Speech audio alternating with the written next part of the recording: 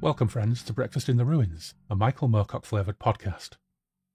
Almost 4 years ago now, on concluding our reportage on the Jewel in the Skull, whilst discussing Moorcock's celebrated fast writing style of the time and just how breezy a read it was, Tash coined the phrase, "This is a one-shit book," and that gave us an idea for future shows.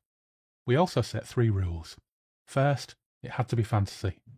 Second, Pops had to have read it. And third, it couldn't be a gazillion pages long, obviously, hence the one-shit book tag. So, almost 3 years later, Tash and I settled on our first one-shit book episode when we covered Daenus, the Dark Straits of Reglathium, and then the format went into deep freeze for a while. Well, 3 years, give or take.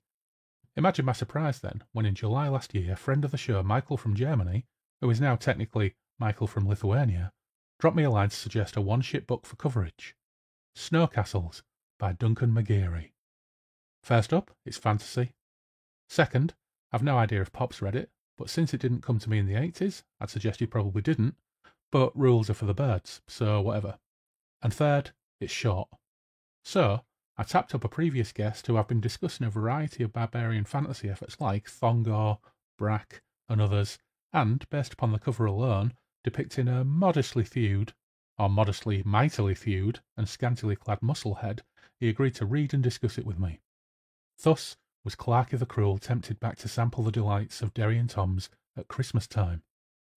As it happens, though, we had to rearrange a couple of times, so it was almost the new year before we finally managed to hook up. So, who is Duncan McGeary? The fantastic fiction website says, Duncan McGeary is the owner of the bookstore Pegasus Books of Bend, located in downtown Bend, Oregon. He is the author of the fantasy novels Star Axe, Snow Castles, and Ice Towers, and the author of several horror novels, including Led to the Slaughter and the Vampire Evolution trilogy. I looked up Pegasus Books, and it's a going concern that he and his also writer-wife Linda have been running for over 30 years, and they stock role-playing games too, so if you're in that neck of the woods, pay them a visit. Snow Castles was Duncan's second novel, written in 1981, the first being Star Axe in 1980, and the third being the Snow Castle sequel, Ice Towers, in 1982. There seems to have been a 30-plus year gap after that before the rapid-fire publication of a vampire trilogy in 2014, and since then he's been very busy indeed, producing another dozen or more novels in the past 10 years. Even more interestingly, for us at least, Duncan wrote a tetralogy of killer pig books between 2014 and 2017, the Wild Pig Apocalypse that kicks off with Tuskers, the Pigs Are Not All Right. Colour me interested, as the kids would say. Well, the kids from probably 20 years ago, anyway. I checked whether this book is available in the UK, and sadly, it isn't. But I read the synopsis from a US sales site, and it goes thus. Barry had created a little piece of paradise in his southern Arizona backyard, until the Javelinas came. His battle to rid his property of the wild pigs soon escalated into war. Too late, he realised these weren't ordinary animals. There was something new, something meaner and smarter. These pigs weren't just at war with him, they were at war with the human race. And the humans were losing! Well, that's me sold. But enough of killer brainiac pigs. Sit back, position your skimpy attire correctly to minimise chances of embarrassment, and join Clarky and me as we take a voyage to God's home and check out Snow Castles.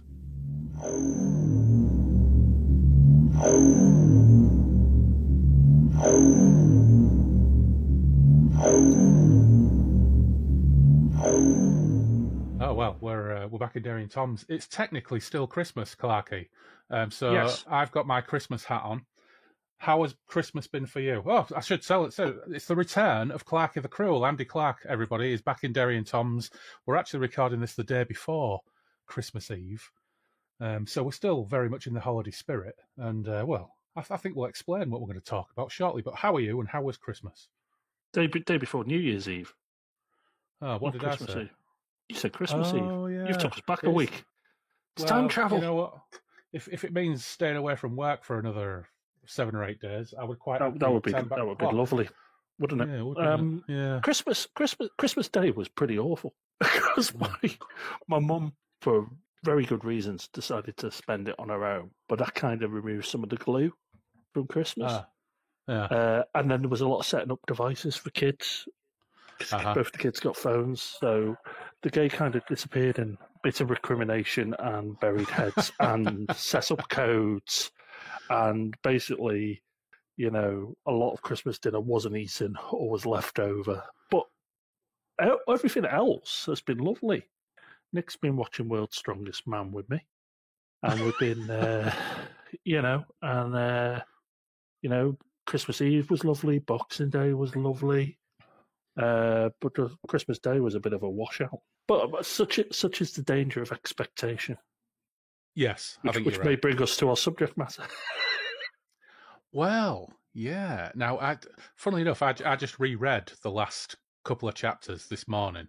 I say the last couple of chapters, probably the last chapter, because I think this entire book is split into 5 very long chapters. 5 or 6 chapters, yeah. Well, I say very long. It's not a long book, because I suppose we should point out, this is our special One Shit Book for Christmas episode, which, okay, we were going to record it just before Christmas, but technically it's still Christmas. If we're thinking about the 12 days of Christmas, I think we've got time. Yeah. Yeah, this was pointed out to me, this book, quite a while ago by Michael from Germany.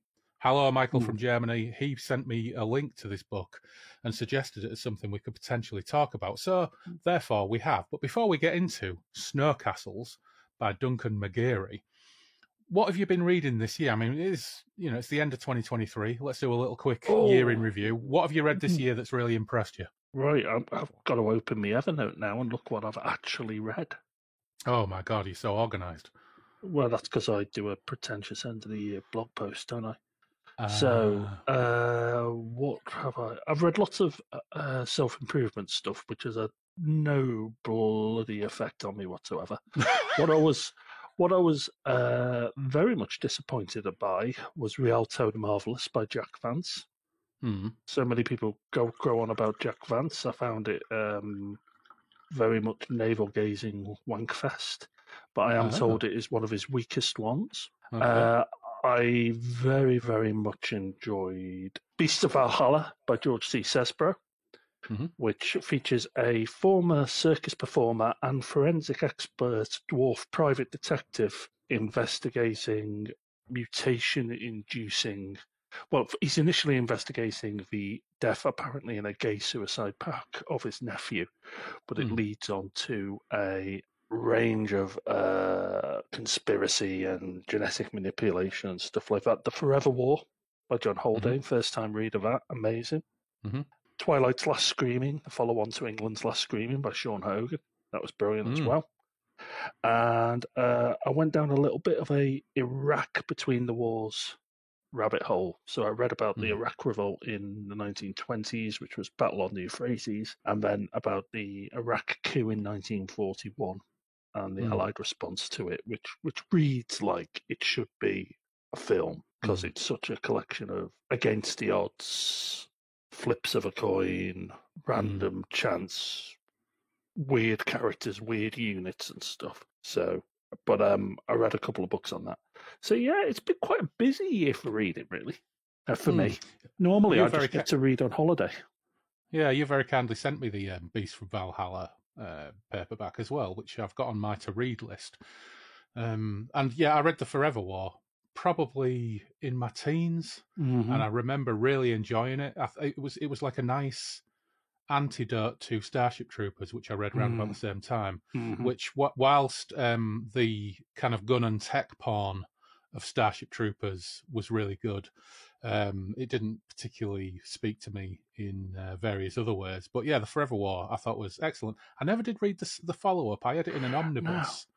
And I never got round to reading that. I've still got it somewhere, kicking around on a shelf, but I think it might have been someone said, oh yeah, don't bother, it's crap, and I foolishly just took their advice and never got round to reading it, but I should probably give it a look at some point. It's interesting, The Forever War as well, because although it was written in the 70s by a Vietnam War veteran, it's quite prescient and open-minded and also non-dogmatic on issues of sort of gender and sexuality, which possibly also too in the eye to Heinlein.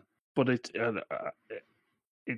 that was quite amazing, and because I know, like, obviously Michael Moorcock plays around with that stuff, but it's individual characters. This is whole societies. The only reason I ever read it is because a mate of mine said that the third part of The Ballad of Halo Jones was heavily inspired by it. So that's what put me onto it. Yeah, very much so. Very much so. Yeah. No, I'm not necessarily going to talk about what I've read this year because I've generally talked about what I've read this year on this podcast. And the only bits I've read in between stuff I've read for the podcast were some really bad Aliens spin-off novels or tie-in novels. The most interesting part of which they have scenarios for the Alien role-playing game at the back, some of them, which is quite interesting. And actually, a couple of them were good, but I'm probably going to talk about some of that with Miles at some point because the absolute worst one I read, I brutally punished him for being on this podcast by ordering him an edition and sending him it. So he now has to read a really particularly interestingly terrible Aliens novel, but we'll get to that in due course. But the most interesting thing I came across, I don't know if you saw it in the news not so long ago, but a chap in America called Demetrius Polychron. I suggest Polychron might be a made-up surname. Possibly. Tried to sue the Tolkien estate and Amazon because he said that the One Ring used elements of his unofficial Lord of the Rings sequel that he'd published. And it turns out that he'd sent this unofficial Lord of the Rings sequel manuscript, to the Tolkien estate, saying, look, this is brilliant, why don't we get together on this? And was just roundly ignored. And then they responded to his suit by getting it thrown out and him having to pay all their costs and then countersuing to say, you've published a Lord of the Rings sequel without any permissions. So he's now been ordered to pulp and destroy all copies of this Lord of the Rings sequel. So I got really, really interested in this. I think it's called The Return of the Ring or The Return of the... I can't remember. But I read the first chapter online because he had the first chapter up on a webpage and it's still there. You can still read it online. I thought, this sounds really fascinating because it's not that long since I read some extracts from a Russian written sequel to The Lord of the Rings. Which is that the one which kind of focuses on like the industrial nature of Mordor? I mean the only bits I read were Faramir and... was it Faramir and Eowyn in their like new adventures, and the way it was written was let's say it was about as far from Tolkien-esque as you can possibly get. It was pretty bad, but I became fascinated by this Demetrius Polychron business, so I decided to read this first chapter, and I'm going to give you a précis of the first chapter, which is basically the hero is Samwise's daughter. So Samwise, of course, is now the mayor of the Shire. His beautiful hobbit daughter, who was described as second only in beauty in all of Middle-earth to Arwen, or Arwen's daughter, I can't remember, who has just come of age at 22 and is having a debutante's party so all of the horny hobbits looking for wives in the Shire can come and try and court her. Now, that's weird and janky enough to start with. The fact that we're setting up gorgeous hobbit daughter and all the other horny hobbits want to shag her because she's literally just come of age, that's bad. The other bit of the first few pages is, you remember the much fabled blue wizards in Middle-earth lore who have never been in any of the books, but they're just referenced? There was Saruman. If you say so. I'm not a massive Tolkien fan. Yeah, there's Saruman, there's Radagast, there's Gandalf, and then there were two blue wizards. Well, the other bit of the first chapter is the blue wizards. One of the blue wizards turns up to see Sam and tells Sam, basically, Gandalf was an idiot. The One Ring was like a poxy Temu ring at best. Samwise takes this really badly. He's like, fuck off, Gandalf was a Chad. And the blue wizard is like, no, there's older, better, madder, more dope rings than the one Saruman had. So how do they prove this? Well, it turns out that when they defeated Sharky, who was Saruman, of course, in the Scouring of the Shire, they buried him in the garden at Bag End. so they dig up his corpse and get the ring off his finger. It's I suppose that's a start to a novel, but it wasn't what I was necessarily expecting.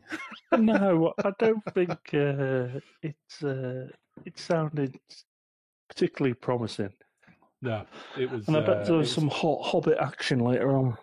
Oh God, I dread to think what goes on after that. Yeah, but you know what? Yes. I suppose Peter Jackson set the precedent, didn't he, for interracial love stories and short versus tall and everything else. But anyway, fuck all that. Hang on. What? Didn't Tolkien set the precedent for interracial love stories with Aragon and what's it call it? Well, I was thinking more of tall versus short. Right, okay. In the whole dwarf loves an elf and vice versa thing in The Hobbit. Okay, yeah, the double act. Yes, because let's problem with that is Legolas looks like he. We once had a monster watching of the Lord of the Rings, and one mate made a mistake very early on of pointing out that Legolas always looks like he's just smelt fart.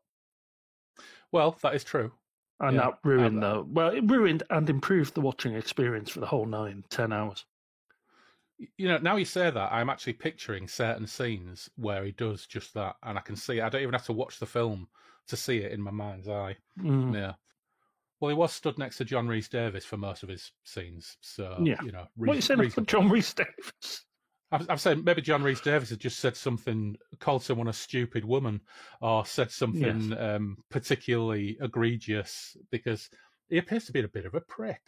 He was a prick on the set of Sliders, wasn't he? Because he thought it was Doctor Who, and it should all be about him. Yeah. It appears that he has some form of reputation. Yeah, but I'm only really going by his appearance on Question Time, which I didn't see him on Question Time, but yeah, I think it was Question Time when he called someone a stupid woman. It was a debate about, I don't know, God knows what it was. Probably about Brexit, because everything was about Brexit back at that time. But you know, whatever. John Rhys Davies seems like a bit of a prick, so you know, maybe that's why he looked like he had dog shit on his top lip the entire time. Yeah. So anyway, we're going to talk about Snow Castles by Duncan McGeary. Which edition have you got? I have got the only one I think I've ever seen. Same as me. Yeah. I don't think I've seen another edition of this. And what have we got on the cover? Well, describe the cover. We have very, not super bulky, but very 80s direct-to-video physique barbarian hero. So lean and muscly, with some form of complicated jewelry type harness thing going down to a pair of big boy pants. Is that a fairy nappy? I'm looking at that. I'm not sure if it's fairy nappy or a leather nappy. I think chafing's involved, whatever. Yeah. An overcomplicated helmet with full face visible, and the man looks like he's realised he hasn't paid his tax bill. He looks absolutely terrified. Behind him, there is like icy mountains and an eagle with spread wings, and then he's holding a weapon above his pumice thighs, which is bizarre. Is it an axe? Is it a mace? It looks unwieldy and impractical, and is held at the least dramatic angle possible. And it doesn't appear in the book either. And doesn't appear in the book. No, it's not Fundra or whatever it's called. And then obviously the guy's of the Rob Liefeld school and isn't good with feet, because he's ensured that the feet disappear into an implied crop of vegetation. Yeah, at it's the base interesting of the screen. Yeah, because I've actually got the sequel here, Ice Towers, which is got rid of the bizarre hammer stroke axe thing, but it's still got the funky helmet. This is more definitely depicted as a fairy nappy. Which you can see. Can you hold it back a bit? It's a bit fit. Yeah. Oh yeah, that's definitely a fairy nappy. But the weirdest thing is crappy the bottom. spear. Yeah. So his feet are again hidden. But what's with the children that look like they should be enjoying themselves on a Christmas card, all being like in poses of abject horror as he poses in front? I mean, what the fuck is going on there? They're gonna be weirs, aren't they? They're weirs. But what you know what? The weirs weren't described as looking like 1970s kids in parkas with stripy scarves, were they? These look like kids from a fucking 1970s public information advert. No. But they're all obviously horrified by the low angle that they've got on his fairy nappy. At the point were the weirs described as having sneaking into the home end for the last 30 minutes of a tightly fought derby. Yes. No, very true. And the one at the bottom right we have a side profile. It's got an enormous schnoz and a tash. So I don't really know what's going on there. But yeah, Ice Towers. Will I ever read it? I don't know. Let's find out. Let's talk about Snow Castles. When I was first recommended Snow Castles, I decided to look it up on Amazon, and the Amazon description is all in capitals. So it looks like it looks like a keyboard warrior. Looks like a keyboard warrior has written it, and there's lots of hyphens and full stops and no spaces between any of it. So it goes something like this: Fantasy Prince Greylock, the last surviving heir to the throne of the High Plateau, is banished from his frozen mountain comb land of God's home by his uncle the tyrant, determined to gain the kingdom that is rightfully his. Greylock descends into the dreaded gateway of the underworld and the clammy caves of cursed demons to gather allies and win back his inheritance. But his uncle will not rest. Oh, I fucking lost it. His uncle's vicious steward, the evil magician Redfrock, will not rest until the bloodline is terminated with Greylock's death. Greylock meets and bonds with Morg, a travelling fire wizard of the lovely Mara. Together they plunge into the mysterious Twilight Dells to escape Redfrock's pursuit. It is there in the Dells that Greylock discovers his true destiny and faces his greatest challenge. That's what's on the back. Yeah, it pretty much it sums it up quite neatly. Yeah. I wish the text on the back had been in all capitals with no spaces and occasional full stops and hyphens. Now, I don't know why the person was shouting, and although the back of this book is a fairly apt description, I think that pretty much does describe what goes down. I'm not sure about the description of the caves of the Cursed Demons, but I do like it. I'm not. Because I'm not sure where the Cursed Demons come into it, but I do like that their caves are described as clammy. I think that's a nice line. The clammy caves of Cursed Demons. So that's our write-up. And I don't know. I think that's pretty accurate. Other than the clammy caves of Cursed Demons. That's not accurate because that doesn't happen. Although clammy caves do happen. There's tunnels. There's tunnels. It's clammy lava tubes, isn't it? Yes. But, clammy lava tubes. Are they clammy? Well, I think the people of the Border Keep, the fat soldiers, the fat out-of-shape soldiers from the Border Keep, the TA, they don't like it. They're all Nick from Friends. Yeah, they don't like those lava tubes because they can't cope with the exertion. Unlike the sturdy yeoman. Yeah, that's right. Yeah. I mean, we'll get to the Border Keep people and the yeomen and the farmers, won't we? Yes. But we've got to talk about maps because this. Oh God! I like fantasy books that kick off with maps, and in this one, we get 4. I know, but they're quite dense, aren't they? They're dense, I can't read them without a fucking magnifying glass. Yeah. Yeah. Look, I often enjoy looking at these maps and looking at them, thinking, what's written on them? Because, sometimes on maps you get pretty spectacularly dull names for places. But, we've got the River Agned, all right? We've got the Far Valley. There's no Near Valley, but we've got a Far Valley. What else we've got? Twilight Dells, Tear of Demons. Ooh. Sounds interesting? We don't go there. No. Fiefdoms of Trolled. Yeah, we don't go there either. Mm-hmm. Yeah, so, okay, fairly standard. We have an aerial and cross-section view of Godzone, which is, Yeah. These 5 maps, the first map is a big map. The second map is a zoom in on the top of the map with a cross-section, all of which is too small to read. And then we get a zoom in on the region of Twilight Dells, all of which is too small to read. Although I do see that in the Tier of Demons, there are little pictures of demons, which is nice. And the last one is the region of the Border Keep, which is a little zoom in of a zoom in. And not entirely necessary, I don't think. But, Maybe not for this book. No, but I think at some point in the future, it may be important for us to know where the orchards are and the croplands. But we don't need to know right now. That would be for the agrarian section of the saga. Yeah, I should just probably check what maps at the beginning of Ice Towers. The Lands of Greylock's Adventures, the Homelands. 1, 2, 3, 4, 5. Oh, some of them are exactly the same. Repeated maps. So it looks like we will go back to the region of the border town. And these maps are by Derry Timlek, BFA, MSCAE, MAAE, Faculty of Education, University of Ottawa, Canada. Nice. So, nice to give a full, extensive credit to the map maker. Yeah, thanks for all the qualifications. That's excellent. Yeah, That puts me. I in don't know mind what any of somebody. those are, but he's very. Yeah. And do we need to know? Is it not just okay just to know that dude did it? It's a bit like when your mum sends you that first letter, isn't it? When you're in uni and it's BA ons when it comes through the letterbox. I don't know. To me, it's a little bit closer to. I worked in a nursing home briefly in the early 2000s on nights to earn beer money.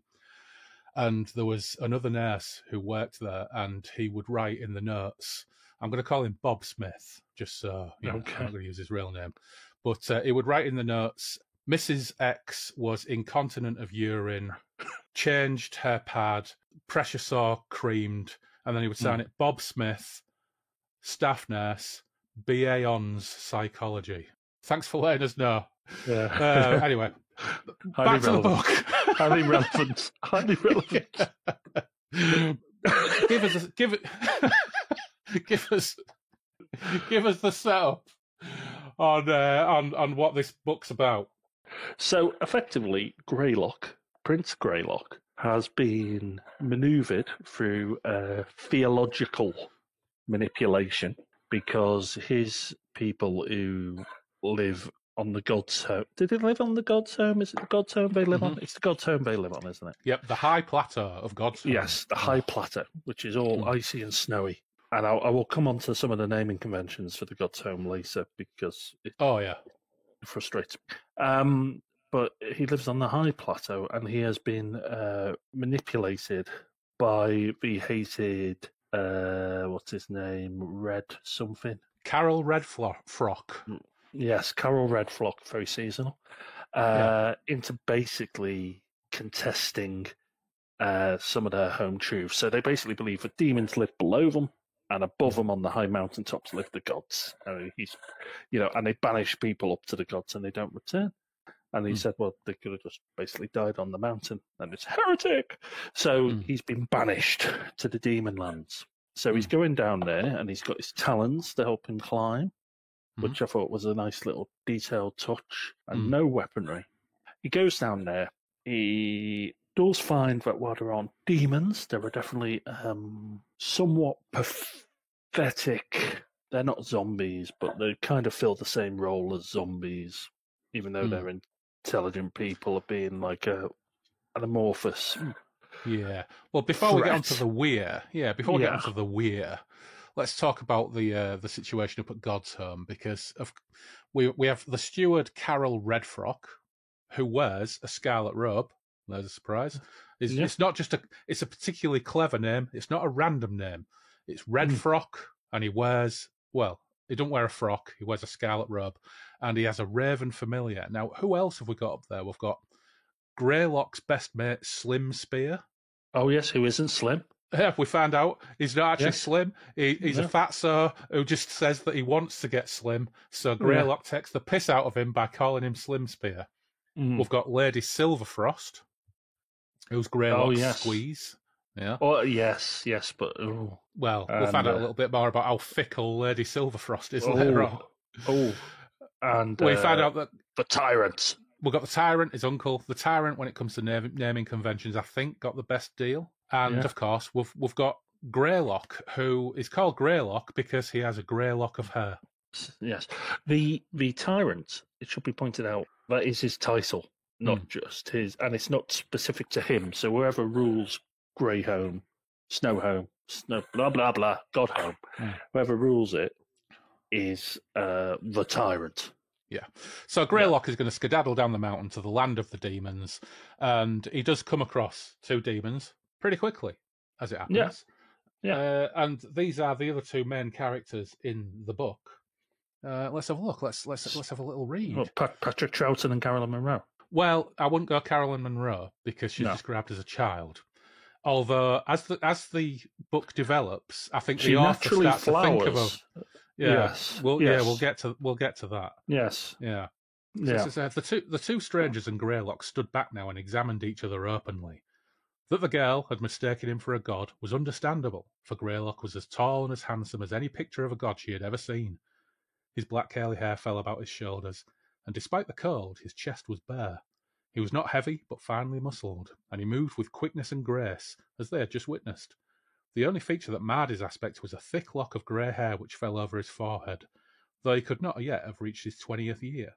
Right now, he was staring back with startled black eyes. Most of this gaze was reserved for the other man. Greylock could not understand how a man this old could still be living. On the high plateau, such a man would long ago have sought the comfort of the gods before it was too late, or he was too enfeebled to reach the heights.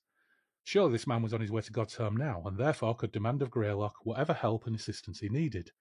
The old man must be near death, Greylock thought, for the skin was drawn tight about his face and speckled with brown spots. Only the mass of brown hair belied for a moment Greylock's impression of great age, but then the man's severely deformed back obviously showed that he was very old. He paid little attention to the girl during the first brief scrutiny. That she was blonde and green-eyed and had reached an awkward age between child and woman was all he noticed. Obviously she had shot up in height recently, and she needed much more weight on her bones to be pretty. So that's our introduction to Mohg and Mara. Mohg, the fire wizard, and Mara, his granddaughter, who apparently has some kind of wizardly powers but refuses to use them. I wonder if that will wizard later on. An air wizard. Yeah. Yeah. And as is the nature of the these whole things, magic system is odd. well, it's all about contracts and Glyden, isn't it? Glyden's this book's name for gold because in Danish style, we've got to have a weird name for something which is commonplace. Although, thankfully, it's the only incidence of Danish style language in this entire book, which is pretty pleased about, to be honest. I don't know. Can you think of? There are no gimmicks. There are no random measures of distance. Towers. Well, ice towers, fine.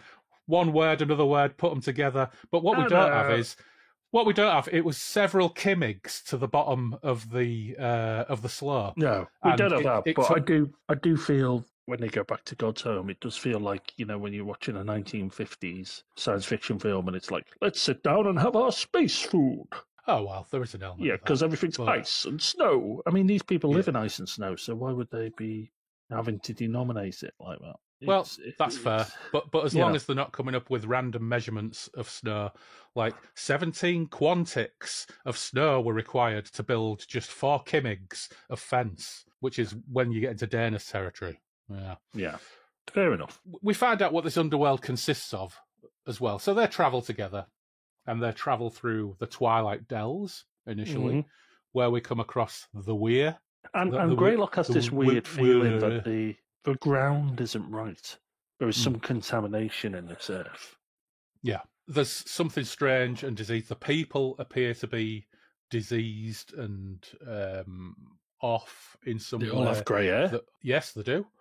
And after his experience with the Weir, his hair starts to turn increasingly grey as well. I wonder what that could mean. I wonder if that foreshadows some form of twist. Yeah, we'll find out. So what does this underworld consist of? We've got the Twilight Dells. Now, I think one of the things this book does that's quite interesting is it creates a fairly tangible setting. Does it work logically? Well, maybe not, but it doesn't really matter in this kind of fantasy novel. It's using some of the fantasy tropes. I think it's a bit weird that you got the Twilight Dells, then they walk another 45 minutes and they're at the Border Keep, which is a completely different landscape, which is the second region that we come across in this relatively short book. And the Border Keep lot, there's this... Well, actually, no, we should talk about the Twilight Dells first, don't we? Shouldn't we? Because they do sort of get captured. Yeah, they do so, yeah. In our first opportunity for Greylock to actually engage in some form of manly combat, he decides that the Weir all look a bit pathetic. So they just sort of allow themselves to get captured. I kind of like that as a character, though. Yeah, well, I think him not just, laying into loads of weaklings is and scattering the brains all over the place is absolutely fine. It also gives us an opportunity to learn a little bit more about what this wizard contracting system and how that works. But I'm not sure I ever really got my head around it. That's because it's inconsistent. Because when it comes to... Remind myself of names again, because my memory is reduced to... Mohg. Mohg is very clear he needs to be contracted to do magic. And they do the whole contractual arrangement. And then Mara says, no, don't give it back to him. Because you could enter into a contract with a wizard, get a wizard to do something with you, and then you can give the thing back as a gift, and the wizard is freed from the contract, which is why Moag agrees to take payment and do the magic. But then we have incidents where it seems like Mara's doing magic, and she's not contracted to anyone. So how's that working? And Red Frock seems to have some preternatural abilities with his Hawk Eagle familiar, and I'm pretty sure he's not contracted to anyone, although that might be a twist in the future. And then we also have the Lord Hymir, who got magical ability from Moag, got his familiar, which is pretty cool, and we'll come on to later.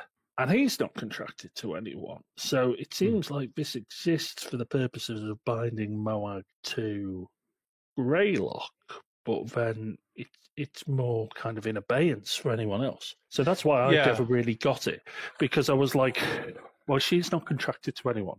If it had said, or had like an off-screen moment or whatever, where she'd said, well, you know, however uncomfortable this might have been, I love Greylock, and that is like a contract, or whatever, then, okay, yeah, it's starting to fit. And I quite like the idea that wizards can't do magic unless they're in a contract with someone. That's quite a neat, because it limits their power, doesn't it? And it's got to be at the service for others. Yeah, I think I maybe ended not up good taking people, it like, but you know. I ended up taking it like this is just some weird affectation of Moag that he seems to just live like by this code. Yeah. He just, for some reason, he lives by this code, or something's trapped him into this code at some point in the past that we don't really know about. Because you're right, no other wizards actually do this or use this system of bondage to be able to use their magic. So I can sort of deal with that. It doesn't bug me as much as calling gold Glyden. For example. Glyden aggravated me, but maybe it's my day job. But the lack of contractual inconsistency wound me up. Anyway, he contracts Moag.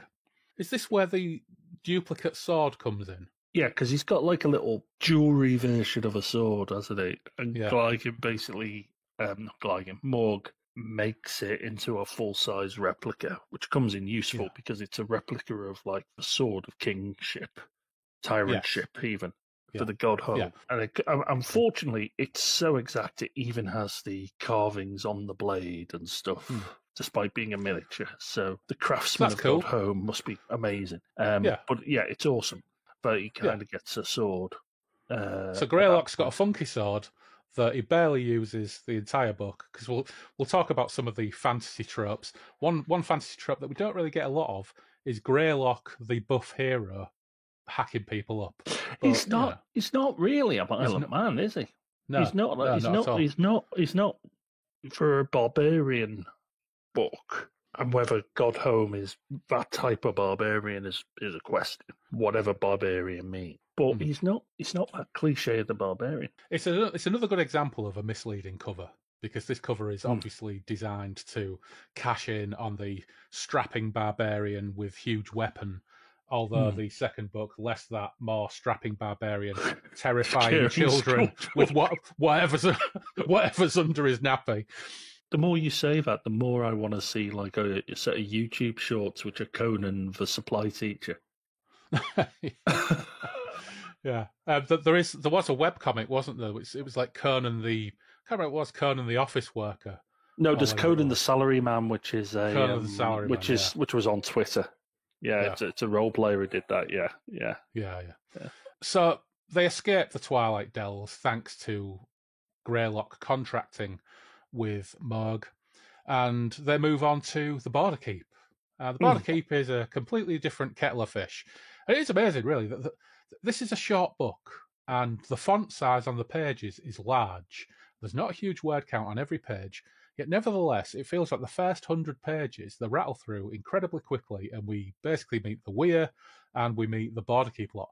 On the way to the Border Keep lot, Greylock does continue to have dreams about the Weir, and he continues to go greyer as they progress. And Mara keeps pointing out, you know what, your hair's getting greyer.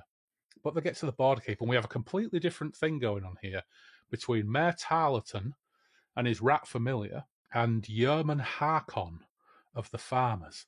Although it's not really massively developed, but we are aware that there is some form of tension Tarleton's an interesting name because Tarleton came from a long-standing Liverpool family and was a cavalry commander in the American War of Independence. Oh, interesting. So there's a Tarleton street or road in Liverpool city centre. But I think he's played by Jonathan Sacks in The Patriot because he was basically like an anti-insurgent cavalry commander. Right. So, quite brutal and quite a nasty reputation in the Americas. Because it's a very specific name, isn't it? It's not. So it's not I like wonder. not a common name, that. Yeah, so it could have just come to him, but I would wonder if he was flicking through a book or something and took that inspiration. Possibly. And the Tarleton helmet was a particular type of cavalry helmet as well. Yeah, well, it's better than Broad Cheeks or anything else that he might have come up with. So, Mr. Corrupto. Yeah. Mayor Corrupt chap. Yeah. Yes. Yeah. We've got this power dynamic. It's not really kind of worked upon, but that Yeoman, Harkon, and the farmers seem to kind of accept that there's this deal where the mayor and his rather, as we described earlier on, the Border Keep territorial army keep a lid on things and spend more time on extravagant, flowery costumes than pretty much anything else. Now, the second Border Keep Marc Francoises. Yes, very much so. We do kind of very rapidly rattle through this little bit of exposition where it turns out that Moog has been there before. Moog had a contract with the mayor. Moog feels like the mayor tricked him in some way. Mm-hmm. Not really clear how that worked or why. But as a result of this, the mayor got his rat familiar, and he released Moog from his contract. Why Moog has got a beef about all this is never really made entirely clear. I think Moog is just a bit like Nigel Neal. I think he's just permanently pissed off. Yeah, very possibly. It definitely does seem to be the case that he's got his affectations, and by gum, if people don't stick by his code, he just gets miffed with them, because he even gets miffed with Greylock eventually. Yeah. Doesn't he? And there is a point where Greylock actually loses his patience with Moog and grabs him by the throat and chows at him. Yeah. And there's a little bit of the text that says, and from this point onwards, up until this point, they'd travelled together with a degree of camaraderie, but that was now gone for good. And you think, this is going to come back. This is going to be payoff to this, but there never is. Well, not in this book. Not in this book. Yeah. Yeah. No. We also get a hint that the rat familiar might be in communication with the raven familiar of Scarlet. Red Cloak. Frock. Red Frock. Sorry. Yeah. Yeah. But that's not really played out particularly. We just think, oh no, this mayor's a wrong 'un, and this is going to pay off. It never really does. Well, it's interesting. There's a few things set up there that don't pay off. It does a little bit with the betrayal or attempted betrayal. But the rat's kind of an oversized white rat and kind of whispers in the sort of worm tongue like in the mare's ear. I thought that was... I like the rat. I like the rat as giving a kind of an air of... I found the first chapter incredibly hard. Once we got into the weir more, I think it picked up. And I really liked the rat, the mare. And I like the fact that you've got kind of the yeomen are generally unhappy with the situation, but not ready to move yet. Yeah. And that kind of an instability or tension. But then these characters, these three, come in as a wild card and start to, present options to people. Yeah.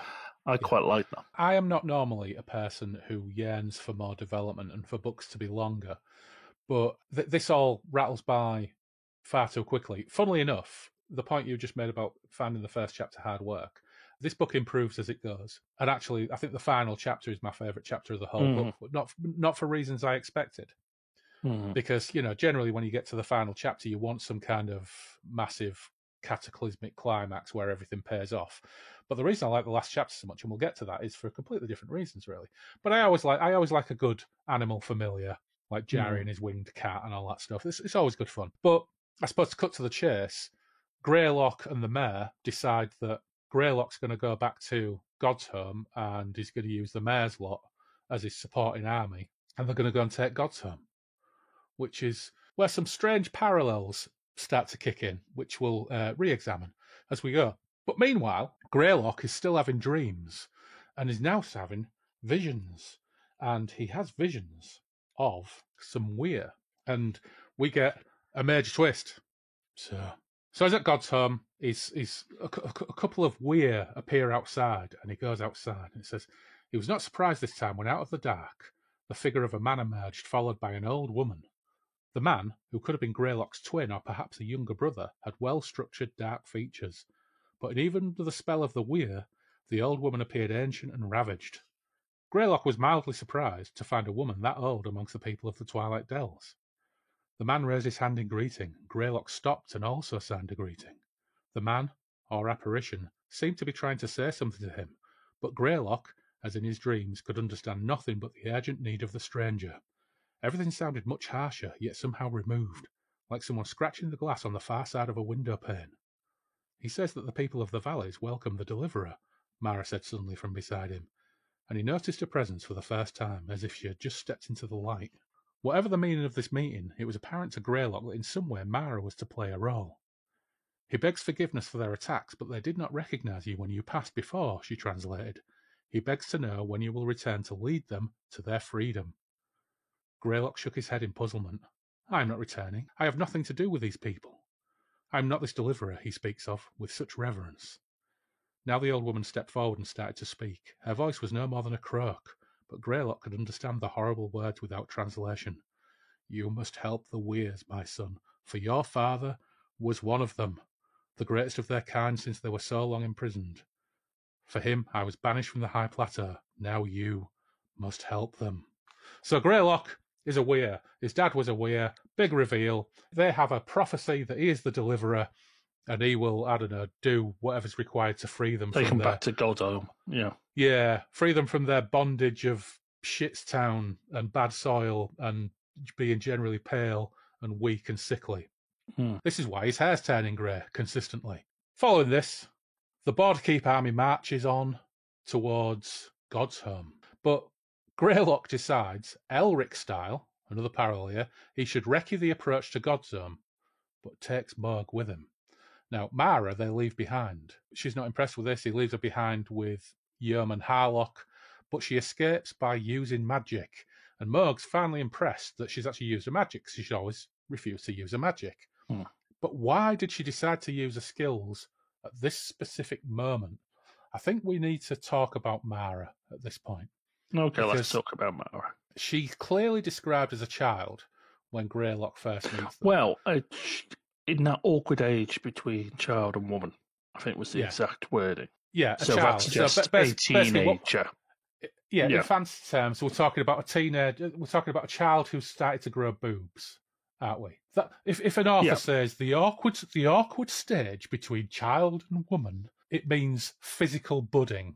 You know, it's just shorthand, isn't it? Yeah. But she's still a child. And then there's a reference to him a little bit later on of him seeing potential beauty in her, but it stops there. But even at that point, I was starting to expect the worst at this stage.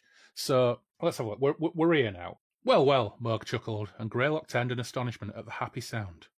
Prince Greylock, you have succeeded in making her do what I've been pleading with her and cajoling her to do for years.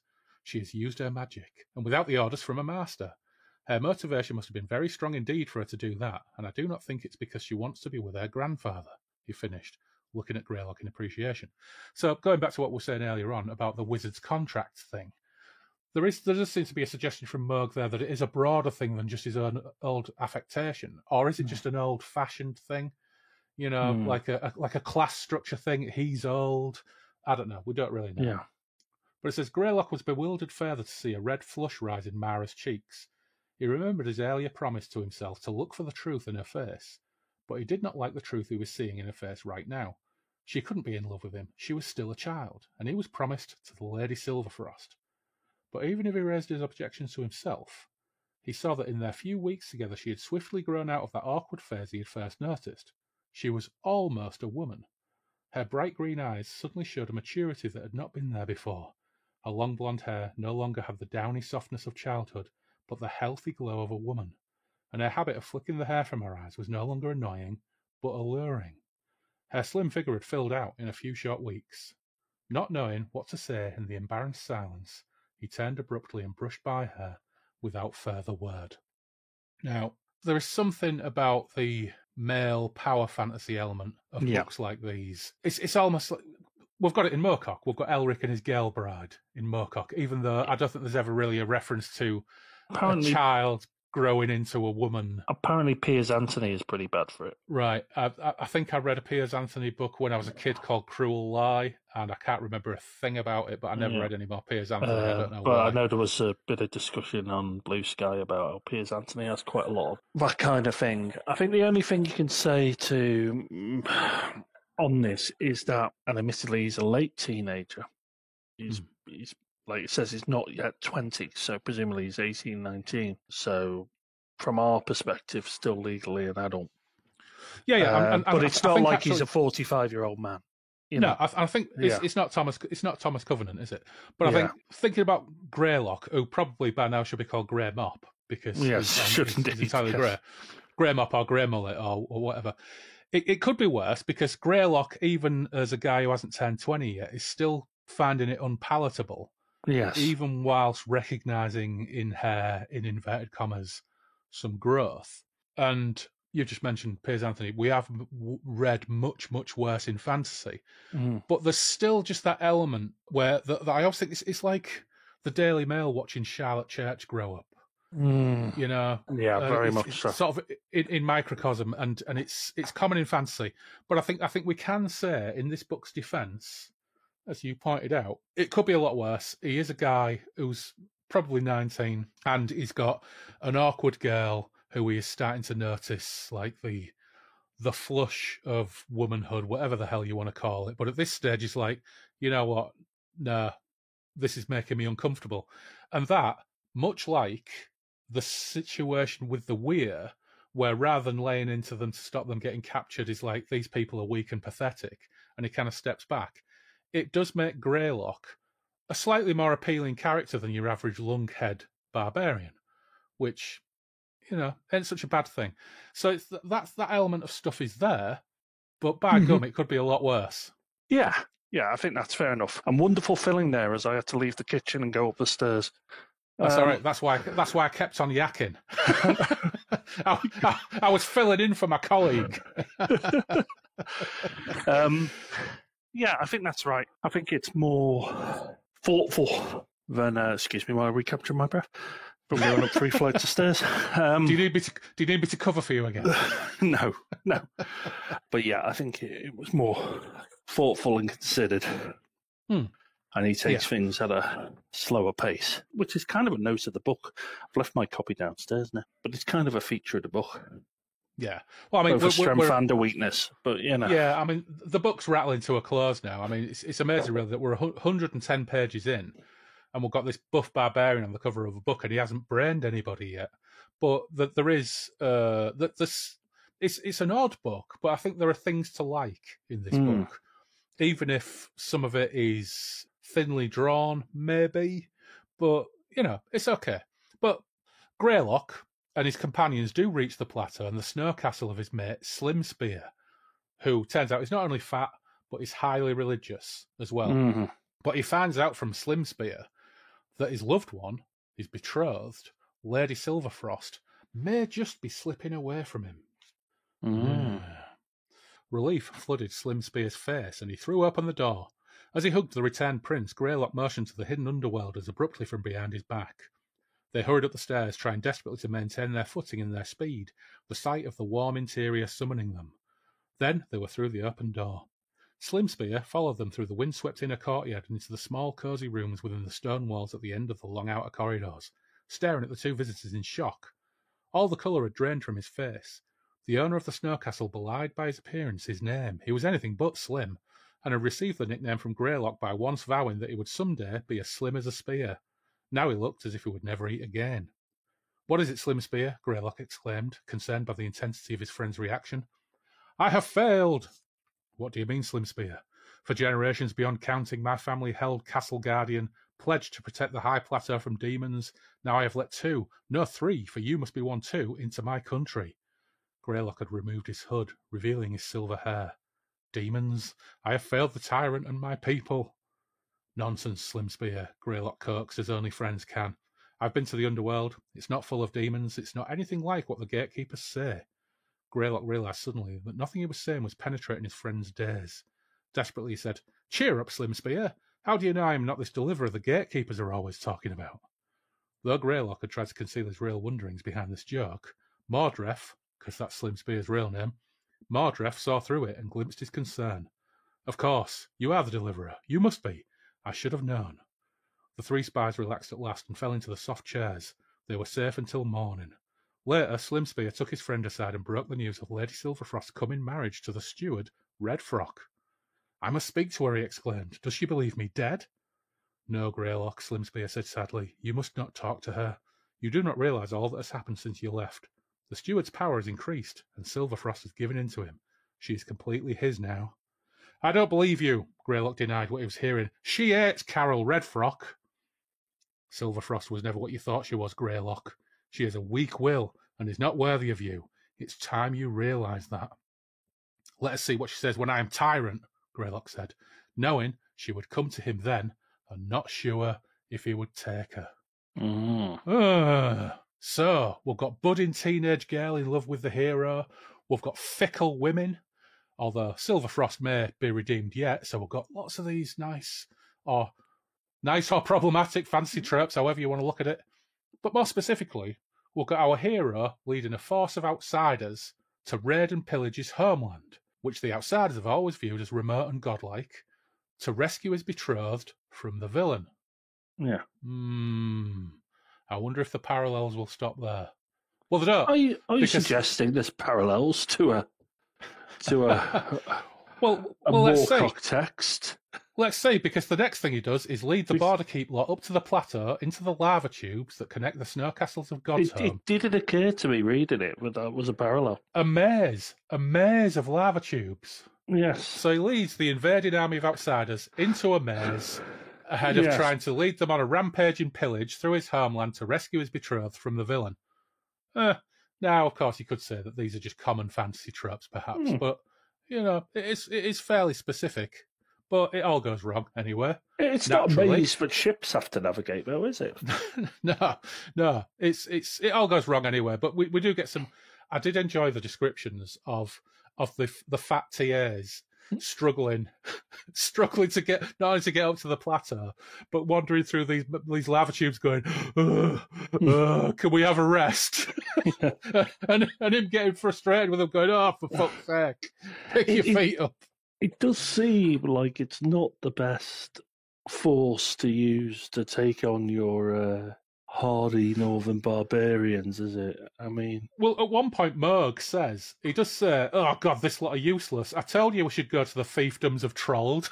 Yeah. And get them instead, which is the only reference we ever get to the fiefdoms of Trold that are on the map at the beginning of the book, which is Merg saying, this lot are shit. We should have gone to the fiefdom of Trold. But there's no indication they have an advantage of technology or, better armour or anything that's going to give them an edge. It's just... There's a couple of things that are referenced that you think this is setting something up that don't quite play out. Because Greylock makes a big play of getting the Border Keep lot to wear white because they're going up to the God's home. But the mayor is so arrogant, he insists on wearing green and having his red hair constantly out and on show. And at one point, Greylock thinks, I'm going to have a word with him about that. But it never really pays off. Something else that doesn't quite pay off. It's just like little details that don't really pay off. But it all goes wrong. It would be good to know what the writing approach was. Like, was it all plotted out? Or was it did he write it on the bog? Yeah, effectively, was it written on the bog? And, at one point it was like, oh yeah, I'll have them ambushed in snow. And then it was, no, lava tubes. And then, that whole, stealth in the snow bit got lost. Yeah. I definitely get the sense there's an element of writing on the bog involved here. But you know what? If he did write it on the bog, well done. Good luck to him, because I've read a lot better, but I've read a lot worse. I found this a very pleasing diversion. But it all goes wrong anyway. The army gets trapped in a big lava pit, kind of Battle of the Crater style.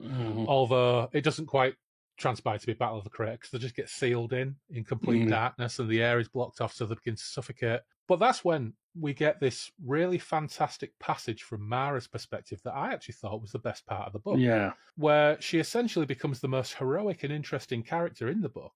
There's a pretty harrowing section which I think is really well written in terms of building tension, where she's essentially buried in soil and starting to suffocate and having to use her power but she's got no sense of up or down.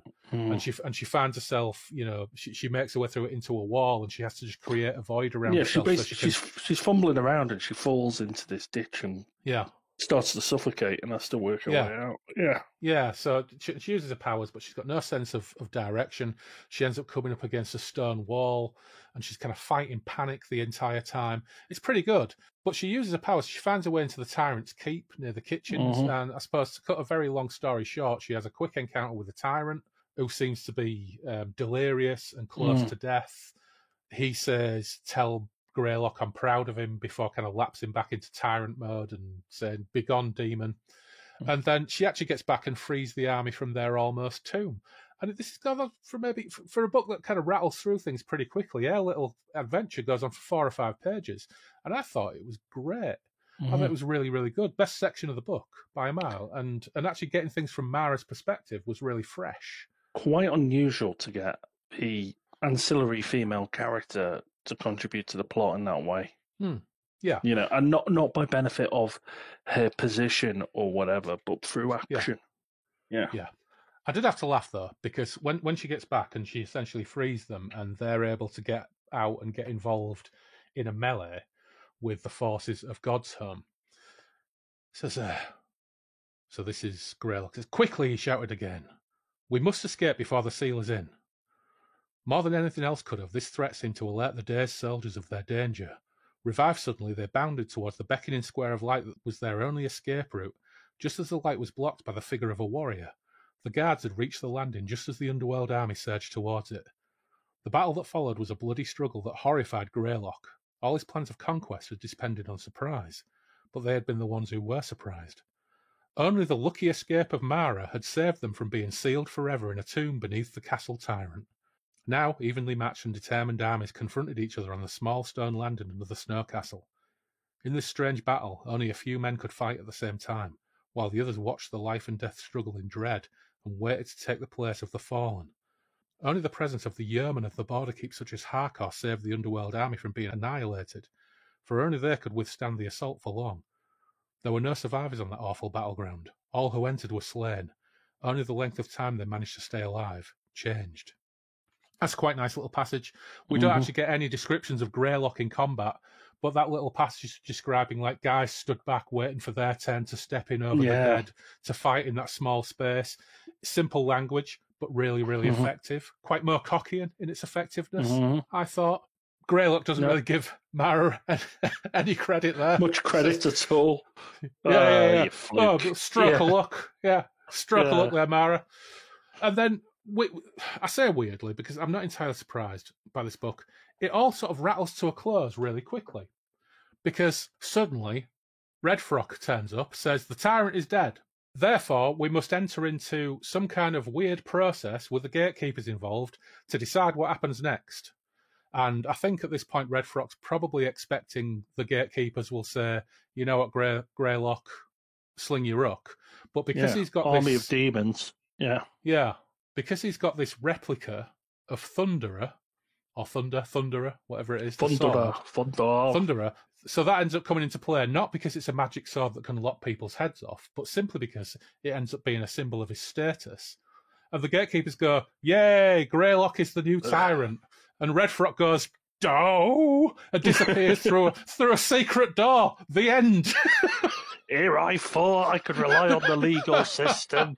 It was so surprising. I wish to lodge an appeal. Well, maybe that's where he's gone. Maybe he's nipped off through a secret door to talk to his barrister, his lawyer or whatever, and work up their letter of appeal. But the final lines... It says, there was one final matter for him to face, he thought. While the matter of his succession had been decided, he had heard the entrance of the Lady Silverfrost behind him. Now he turned to see both Silverfrost and Mara smiling at him. His heart, it says his head. It's the only typo I came across in this book. His heart ached at the Lady Silverfrost beauty and at the thought of how much he had once loved her and desired her still. As he had feared, Mara appeared plain and skinny beside her great beauty. But he smiled as he saw the suspicious lines curl between her eyebrows as she glanced from Silverfrost to him and back. Come, Mara, sit beside me, as I promised. An imperial and haughty Lady Silverfrost, who had always expected to be the consort of the next tyrant, no matter who the tyrant was, swept from the room. As the reign of the tyrant Greylock began, he was already suspecting that he would have more trouble from her, more than from Stuart Redfrock, Mayor Tarleton, and all his other enemies, put together. Here ends the first part of the annals of Greylock of God's-Home. The second part is called Ice Towers, and recounts Greylock's discovery of the secret of the Weirs and the finding of the true course of Gateway. The end of Snow Castles. Yes. Clarky, thoughts on Snow Castles? Well, like I say, bounced a bit off the first chapter. I agree it improved as it went along. Slightly problematic on the nonce side, but I think it dodged some bullets on the way it handled it. Weird in though having a barbarian hero who doesn't do much barbarianing, not just in terms of violence, but also in terms of kind of noble, savage, or barbarian. Because really, they're not barbarians, are they? No, it's they're quite cover. civilized. They have houses. They have, they're not running around. And I think there's an explanation about how the lava enables them to cultivate agriculture and stuff on the high plateau. Yeah. So they're quite an advanced society, aren't they? And it's only the cover, to be fair, is largely reproducing the description of the character because it does describe that he don't wear a lot. So he looks like the classic archetype of a barbarian, and the trappings are there. But actually, in terms of detail, no, it's actually quite an advanced society. There's lots of little, because of the brevity of the book and the pace of the book. There's lots of sketched pieces of world building that maybe hang around or fall off. So, the magic contract system is interesting, but then is inconsistent. The High Mayor and the relationship between the High Mayor and the yeoman, and why the High Mayor's army is full of fat blokes, is kind of just sort of floats around. And I think the guy's really interested in the Weirs, obviously, but they're his big mystery. So he's keeping them as his big mystery. I enjoyed it. I'd probably read the second one if I saw it in a charity shop. I wouldn't pay collector's prices for it. I got it for a couple of quid off Abe Books. Yeah. So well, I'd pay £1 for it down me. Yeah. My local roastery. The interesting thing about this book, Snow Castles, is you look some places and people are selling it for 40 quid. And then I looked on Abe Books and I got it for £5. Yeah. And I actually, so I mean, I got the copy I sent you, and I got a spare copy to send to a lucky patron as well. Ooh. And I got them all for. Not that I'm suggesting that the prizes we send to our patrons are shit and only worth a couple of shekels, but this does get sold for quite a few bob on the second-hand market in some areas. But they can be found for a reasonable price. He's quite prolific, though. Have you looked at his website? Yeah, loads of horror novels as well. Yeah, and lots of animal attack novels. So I was quite tempted to try one of his Tusker books because I do like an animal attack. Yes, because I think there's 4 or 5 of them, isn't there? Yes, yeah, and I don't know if that's being topical, but it's about wild hogs turning on people. So I don't know if he was inspired by a Twitter storm to write that one. But second-hand collecting's weird because that Devil's Coach horse, as I said to you, that goes for like 40-odd quid, which it's good. It as an animal attack book, it's got a lot going for it, but it's not 40 quid's worth. I found that a lot. I mean, sometimes people think I want to read that, and they see it and they just pay for it. I think that's one of the interesting things about collectors of these type of novels. A lot of them are like us, like sort of middle-aged, middle-class professionals who might have a few spare quid at the end of the month and think, I don't want to wait, I'm just going to buy it. It's the same with role-playing game collectors, isn't it? Well, they're weird as well. I've had some real surprises over the years when I've flogged things. Just what people will pay because they want it now and they don't want to wait for 3 months because your interest dwindles and you move. I'm the same. I put things in my basket or I watch things on eBay and I come real close to pulling. You sometimes buy things twice. Well, yeah, half my role-playing collections are things you've bought twice. Yeah, that's because I've got a very short attention span. And I forget when I've pre-ordered things and order them a second time. I've got a terrible memory. But yeah, it's one of the funny things about collectors, isn't it? But I'm the other way. I'm more of a forager. So there's a few exceptions. Like this year, I really want to, like I read about Iraq last year, I really want to read about the fighting in the Caucasus during World War II. Having watched a horror film called Let It Snow that was set in the Caucasus and being amazed by the terrain, I never really understood how mountainous the Caucasus is. So I've picked out a couple of titles I will get next year on that. But normally I'm a forager, so I just get things from the charity shop. And it doesn't, much like when you were a kid reading Moorcock or whatever, it doesn't matter what order they're in or whatever. It's certainly for fiction. And that's how I approach it, rather than I want that, I want it now. And same with games, it tends to be bundles and stuff, or stuff that I find in a second-hand bin or something. I'm just impulsive, I've always been. But you've got more disposable income than me as well, because you don't have small toe rags in your house. Well, there is that. Yeah, one of the curses of not having children and having no mortgage because we've paid it off is having disposable income to spend on shit. Drown in books. Yeah. Well, you know what? On that terrible confession, let's wrap this up. I'm going to wish you a very happy New Year for other people. Spend it on the kid shit. Yeah, well, you know what? I had to go on a tour of Goodison yesterday. Goodison Park. Tour of where? What's that? Tour of Goodison Park. It's Everton's ground. Oh, Goodison, the Everton ground. My son's a toffee, isn't he? So that was part of his Christmas present. So. Oh, bless him. Yeah, despite me being a Tranmere fan, he did. Especially as they're moving to Bramall Park next year. But and it was a bit emotional for me because my dad was an Evertonian. But it was. But yeah, it would not have been my first choice of how to spend my money or a December morning. But it was a good crack. But yeah, Happy New Year. And let me say on behalf of all the listeners, thank you for all the sterling work you do for us, Andy. Well, you know what? Thank you for listening, because it's something that I enjoy doing. I enjoy getting you all involved. It's been a real tonic this year because it's been a strange year. And here's to lots more of it in 2024. Catch you next time. Take care, all.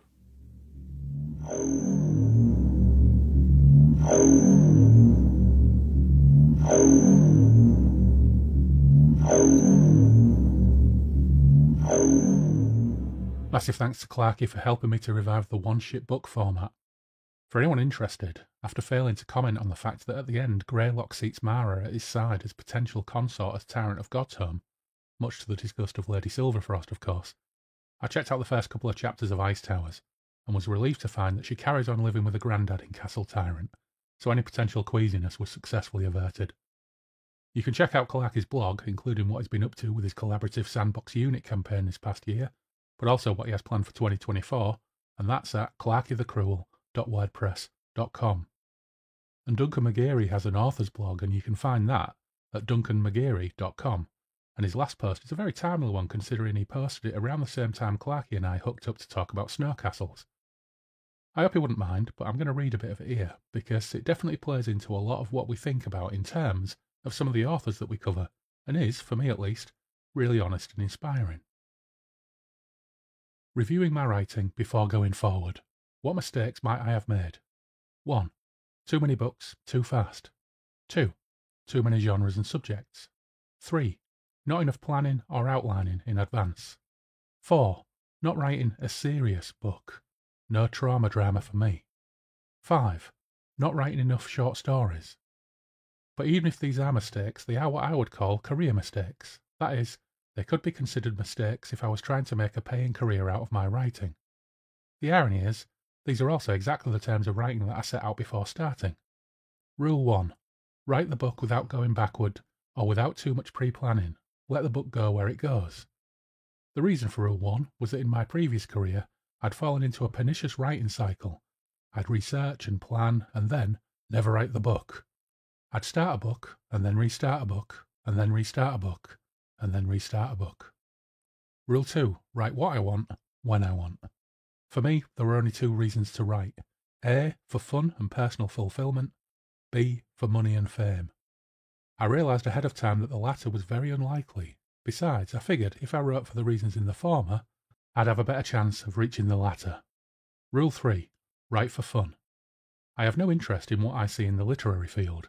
I read to be entertained, and so I decided to write to be entertained. I'll let others write about trauma drama. I want my books to be an adventure. In other words, what could be considered mistakes from a career aspect are the very reasons I was writing in the first place.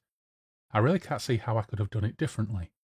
The last possible mistake was not writing short stories, but I can only see now that this is because I didn't even try until my last 2 efforts. Both were short stories, and both were immediately accepted by anthologies. Live and learn. So, if I'm just going to do what I was doing, then I have to figure I'm writing for fun and personal fulfillment. In that, I've already succeeded beyond anything I could have imagined. Well, thanks for that, Duncan, and thanks to Michael for pointing me to Snow Castles in the first place. I'll pop the links to both Clarky and Duncan's blogs in the show notes. And thanks as always to our patrons for keeping this show on the road. First, those without tier, Anthony Piconti, Tim Cardos, Dave Dempster, and Sebastian Weetabix. And our Chaos Engineers, Andrew Cicluna, Andrew Spong, Andrew Van Ness, Anthony Porter, Benjamin Fletcher, Bill O'Cat, Brandon Mays, Craig Ledley, Dave Griffiths, Dave Voxman, Gabriel Laycock, Harvey Faulkner Aston, Jim Kirkland, Jim Knight, John W. Lays, Jules Lawrence, Mal Pertwee, Mary Catherine, Matt Saltz, Nelbert, Ofer Ziv, Paul McRandall, PJ Cooper, Scott Butler, and Simon Perrins.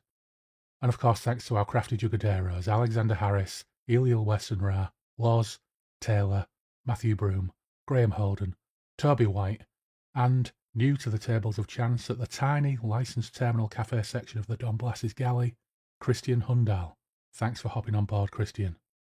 An eternal thanks to our patron demons, Alistair Davison, Andy Clark, Andy Darby, David Lee, Fred Quiche, Gareth Wilson, Glenn Sawyer, Greg Faulkner, Gwen Barlow, Ian Stead, Imria, Janie Stim, Jason Vogel, Jay Reeser, Joe Monty, Lee Gary, Mark Hebden, Marius Latauskas, Miles Reed-Labato, Neil Burton, Paul Hillary, Randall Gatlin, Steve Round, Tom Murphy, Tony Milazzo, the OG patron Norman Beresford, and last, but of course never least, Robert McMillan. And as for that spare copy of Snow Castles, that's going to be winging its way to, well, you'll have to stand by here. We have just under 30 patron demons, so I cleverly thought that my Zocchi D30 dice would be the perfect way to resolve the conundrum of who gets this book. Unfortunately, I'll learn there are at least 3 results on the die that, if you place it just so, it just rolls over to another result because it's so badly balanced. So I'll have to go old school and roll 1 dice for which bank of 10 I subsequently roll a D10 for. I'm sure you don't need that explanation, but fuck off Zocchi dice, you're useless. Anyway, roll 1 tells me that we are going with the teens, and roll 2 is an 8, so that will be Mark Hebden. Right, enough from me. Don't forget you can follow us on Twitter and Instagram with the handle @BreakfastRuins. You can email us at breakfastruins@outlook.com. The webpage is breakfastintheruins.com. BITR Breakfast in the Ruins Radio is live on Radio Garden or via the web player at breakfastintheruinsradio.blogspot.com. We have our Patreon page too, and there are a few extra odds and sods on there. But for now, take care, stay safe, and we will meet again soon on the Moonbeam Roads.